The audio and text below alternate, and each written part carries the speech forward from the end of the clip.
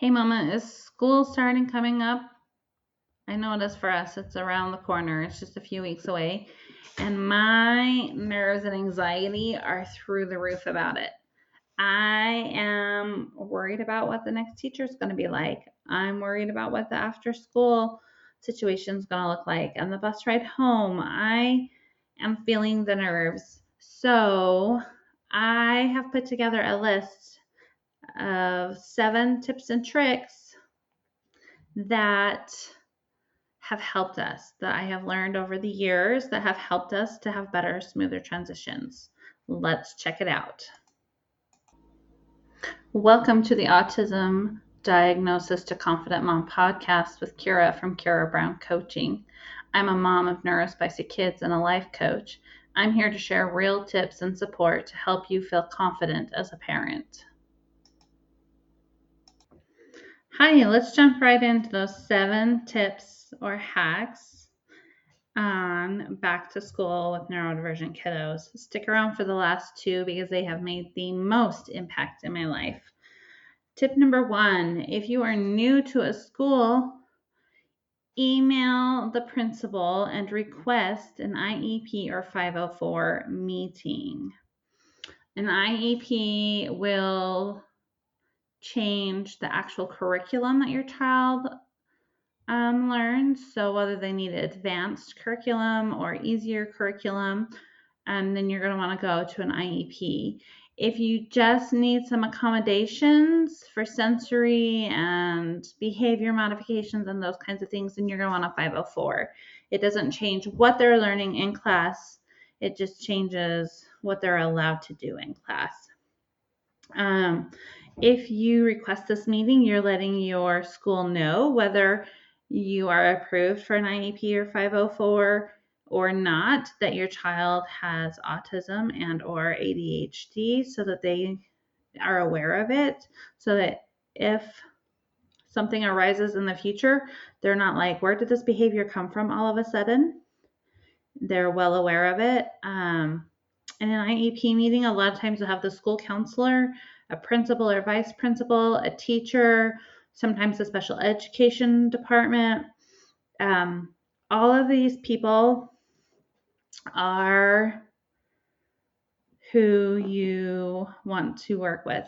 You want them all on your team. You want them all to work with you. You want them to know that your child may need some special accommodations.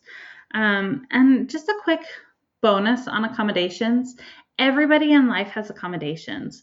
Let's think about when you go to someplace new, to a new grocery store. What is there that accommodates you? There are signs that tell you what is in each aisle. There are lights so that you can see. There are customer service representatives that can help you find specific things. There are lines in the parking lot so you know how to park safely. There are crosswalks so that you can be safe crossing from the parking lot into the front of the store. There are we all have accommodations, and so it's not special treatment for your child. It just is part of life. We all have accommodations. Just our neurodivergent kiddos need some different accommodations, and that's what we're requesting in these IEP or 504 meetings. But just notify the school that, hey, we have a diagnosis and I just want to be proactive instead of reactive. And I've had those meetings and I didn't come out with a 504 or an IEP, and my kid did great for the school year and they just knew.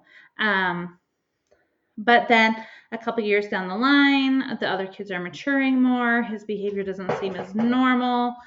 Now we're starting to see some problems because I've already established that. I've already given him a diagnosis, those kinds of things. Then it was easier to get that 504 because they already knew and it was already on their radar.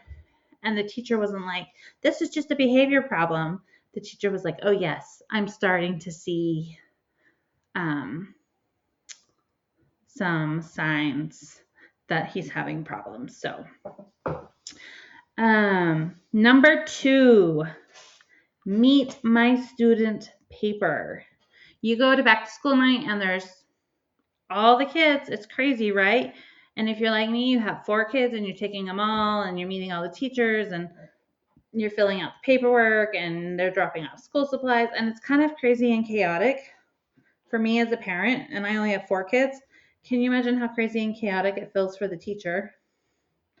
Whether you have a small class of 12 or 30 or 40 students, however many kids are in your class, right? So I have created, and I can't take credit for this, I heard it on a podcast somewhere, a meet the student paper. So on a piece of paper, I've typed up, I just have a picture of my student so that they can recognize them, learn their name quicker than, and I put their name on there, obviously.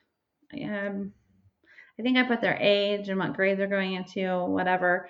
And I put a vision. What do we see for my child in life? What is the goal? What are we hoping for? Is your child non-speaking? And so the goal is not to be integrated full-time into the classroom, but to be in the classroom as often as possible. Or is your child do well without a lot of accommodations, but you just want the teacher to know, hey, this does happen sometimes when it gets overstimulated, dysregulated, whatever. Do you expect them to be regular citizens in life when they grow up? Do you expect them to be great friends? Do you expect them, how do you want them to interact in the world? Put your vision down. Anything. There's no right or wrong here, okay? Then you're going to list some of their strengths. You're going to list, and I did this in their strengths. You can do it however you want. If you want a diagnosis box, you can do that. But I put their diagnosis and I listed it in the strengths box. And then I listed some of the strengths because of those diagnoses. Like detail oriented for my autistic kiddo. But you can write down in another box, what are we working on? What works for me? What doesn't work for me? A spot where you can have special interests so they know what they can connect with your child with before they ever get there. These are all things that might be helpful for the teacher. I have used these not just for back to school. I have used these for after school childcare programs. I have used these for church leaders. I have used these for extracurricular activity. Like when we start something new and he's going to have a new person in charge. Well, I've done it for both my son and my daughters. I've even done it for my daughter with social anxiety. I just give them a heads up. Hey, this is what's going on in this child. And then I would put your contact information on there too. But you can pass them out to as many people as you feel comfortable with.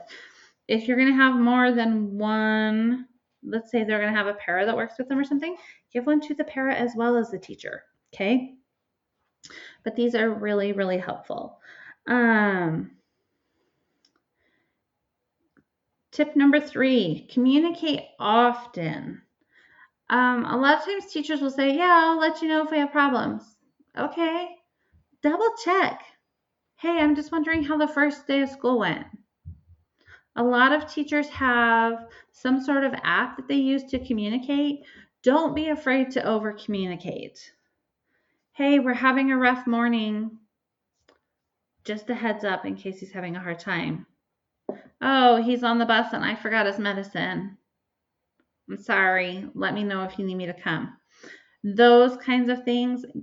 Communicate openly with them.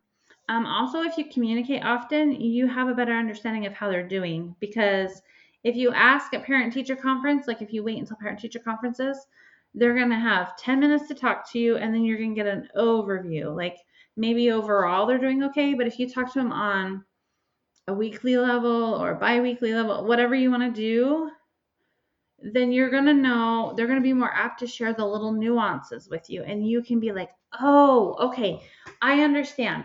For him, that means this is going on. This might be helpful. You can help him out before it becomes a major problem. Or you can address things at home. You can reiterate things. You can get them in a social lunch bunch or something. Like, you can make other plans sooner than before it becomes a huge problem. So communicate often, and your teacher will appreciate it. I've never had a teacher that's like, I wish you wouldn't communicate so much. I've never had one. Okay, tip number 4, meet the whole staff that your student is going to work with and give them your contact info. So for me, that's my principal and vice principal. If my student ever has to go to the office for any reason, that's who they're dealing with. So that's who I want them to know. This is my child.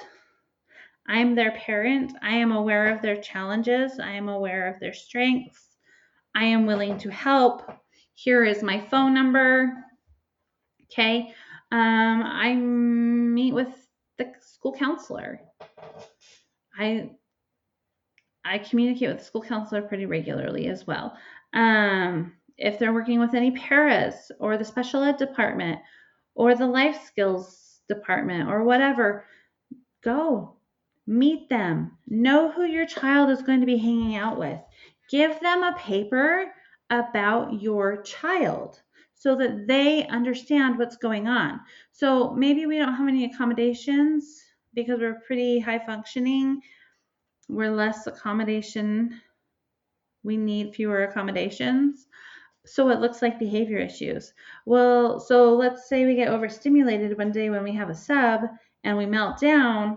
Then when the vice principal or principal is called into the room or the school counselor is called into the room to help, they know what's going on. So meet everybody on the team. Don't just meet with the teacher. Tip number, what number am I on? 5. Be flexible and have an open mind. We might go in thinking we need a 504. We need official accommodations written down on a paper, and we get rejected. A story in my life about that is with both of my kiddos, actually. I went in and I requested it, and they rejected it. And so I was like, okay, all right, we won't have one. They're doing fine. I'm going to watch. I'm going to be diligent about being aware of what's going on at school. And then when there are problems, I can request a meeting, right? So I did that. With my older kiddo that needed a 504, it really stressed me out, and I worried, and I was mad, and I acted like it was everybody else's fault that she didn't get a 504, and I was against the teacher and all the things, and it didn't really work out in my favor. But with my second kiddo, when this happened, I realized, okay, this means they're doing well in school right now. So I let them know he has an autism diagnosis at that time. So we are just going to roll with it. We're just going to roll. And we did. We rolled with it for 2 years, and he did fabulous without a 504. And then when he went into second grade, actually we did 3 years without a 504 because he did pre-K too. And then when we rolled into second grade, I was communicating with the teacher often, and things were coming up, and I said, what do you think about a 504? And she says, I think that's a great plan. I said, I don't know that this particular teacher, I was very, very blessed because she just made accommodations without a paper telling her she has to legally do it. She was amazing that way. I wish every neurodivergent kid could have a teacher like that, but I said, not everybody's going to be you, so would you mind helping me get a 504? And she's like, yes. Email the school counselor and let's arrange a meeting. And she went in that meeting and said, I wholeheartedly agree with this. So I didn't have to stress out. I could be open-minded that maybe for now we're okay. And at any time you can go back and request changes or to be reevaluated for a 504 or an IEP. So be flexible and open-minded. Tip number 6, go in thinking that you are a team, that everybody on this team has the best interest for your child in mind. You might disagree on what the best interest is, but they all care about your child. They're not in education because they hate children. They're in education because they care about children and about the future, their future. So if we go in thinking that we are a team and we're not fighting against them, we can make a lot more progress. It has been amazing when my life coach mentioned that, hey, you're going in there with your guns up. You're going in there ready to fight. And they know that and they can feel that. So she recommended, hey, everybody's looking out for the best interest of my son. We just might have different opinions about it. The whole nature of that meeting changed. The whole feeling in the room, they were more willing to cooperate. They were, okay, I see why you're concerned about this. What if we did this? Because we can't do that. What if we did this instead? Or it was a lot more accommodating. It was a lot more back and forth. It was amazing, just changing my mindset going into these meetings, talking to a teacher, instead of being like, they're against me. They're gonna, we're all in on the team. We all want the best for the student. And my final tip is be 100% honest. If you go into a meeting and you say, hey, I'm really nervous for how this is going to go this year. I haven't had great luck with these meetings before, but this is what I'm feeling. I'm feeling nervous, but I really want you to understand that I feel like my child needs accommodations. It opens up the conversation. They explain things better. They are more cooperative. So I would work on being 100% honest. If you go into school and you say, okay, we are working on this thing at home right now. I'm not sure how this is going to go in the classroom. I'm a little nervous about it. Your teacher's going to appreciate that vulnerability.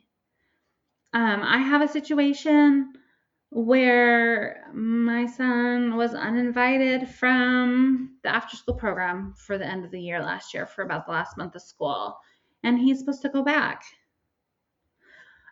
I have a lot of reservations about that. As far as I know, we still have the same teachers that we didn't agree with, or the same leaders. We still have, I'm not sure how that's going to go. He hasn't built relationships with those leaders because of the way things went down. And so I'm going to go and I'm going to talk to my principal and be like, I'm really nervous for how this is going to go. What is our backup plan if this doesn't go well? I'm willing to try, but because I'm going to have that open and flexible mind, right? But if it doesn't go well, I'm pulling the plug and we're not going to do this. So I'm going to be 100% honest about my insecurities and my worries so that they know where I'm coming from. And hopefully then they'll feel comfortable letting you know where they're coming from. You've got this, mama. We can do this. We can adjust to back to school.